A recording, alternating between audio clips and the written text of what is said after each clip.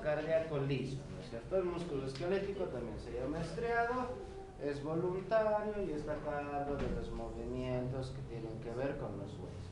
El músculo cardíaco también es estriado, pero modificado. Forma la mayor parte de las paredes del corazón. En otras palabras, el miocardio.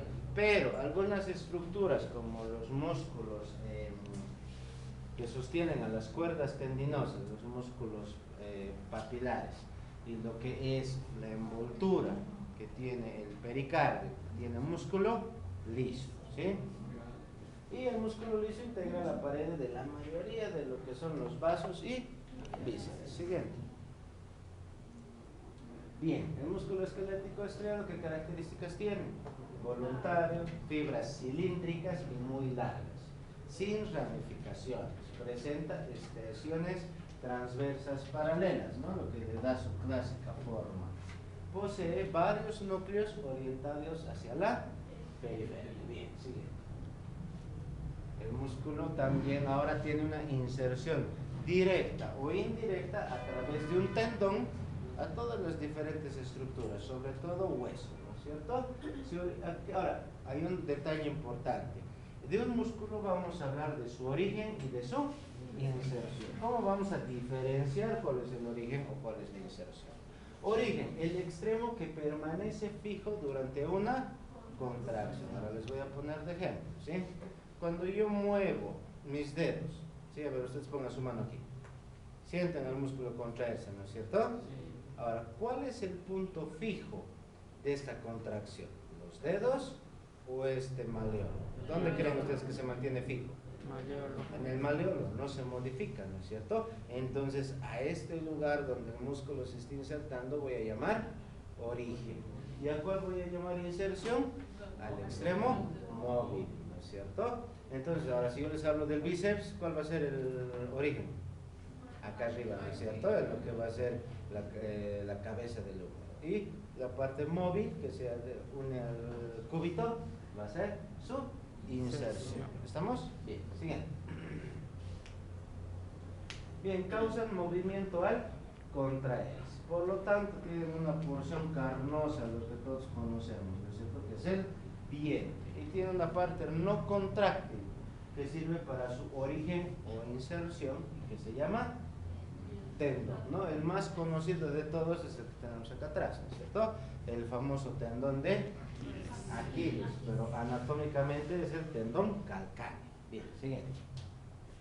Bien, ahora, pueden diferenciarse, pueden cambiar o podemos clasificarlos de acuerdo a su función, de acuerdo a su inserción, de acuerdo a su posición y de acuerdo a su morfología.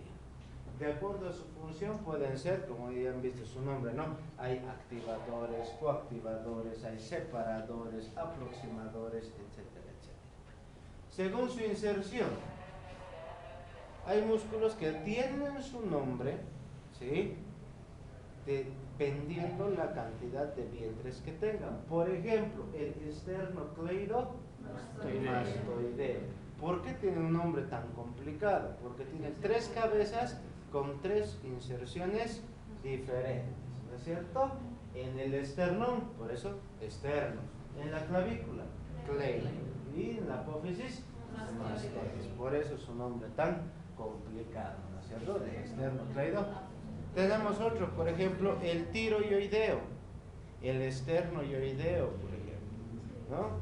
Pero es también fácil para que ustedes se ubiquen, para que sepan de dónde a dónde va. Pero es muy diferente, por ejemplo, el músculo digástrico. Pero eso vamos a ver más adelante. Dependiendo la posición, podemos tener un vientre lateral, medial, anterior o exterior. Y según su morfología, y eso ustedes saben porque no hay examen, ¿no es cierto? Pueden ser planos como el pectoral mayor, fusiformes que tienen forma de uso, que es la forma más común de los músculos, penniformes en forma de pluma, cuadrados, circulares como el orbicular de los ojos, el orbicular de los labios, y esfinterianos como el que tenemos en el esfínter anal. Sigue. Bien, ahora, estos músculos, cualquiera de estos pueden actuar de diferente manera. Tenemos los más importantes, agonistas y antagonistas. Los músculos agonistas, no es que están agonizando como usted de sueño ahorita. Los agonistas son músculos principales que efectúan el movimiento deseado, ¿no es cierto? Por ejemplo, si yo voy a hacer flexión, ¿cuál es el músculo principal? Bíceps, ¿no es cierto? Bien. Ahora, ¿qué es un músculo antagonista?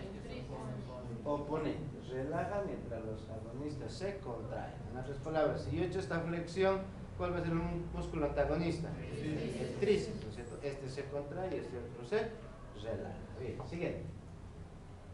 Bien, ahora lo que su compañera mencionaba sobre el alcohol, ¿no es cierto? ¿A qué llamamos ahora un músculo sinergista? Llamamos un músculo sinergista cuando evita el movimiento de la articulación interpuesta, cuando un músculo abarca más de una articulación. En otras palabras, como dice su nombre, sin energía, ¿cierto? Cuando yo hago flexión y extensión de estos músculos en el miembro inferior, se flexionan y contraen lo que son los músculos flexores y los extensores. Pero tenemos los músculos abductores y el tensor de la fascia lata que no se contraen, pero que tienen la función de mantener la articulación en su lugar, ¿no? Entonces ayuda a mejorar una función del músculo agonista.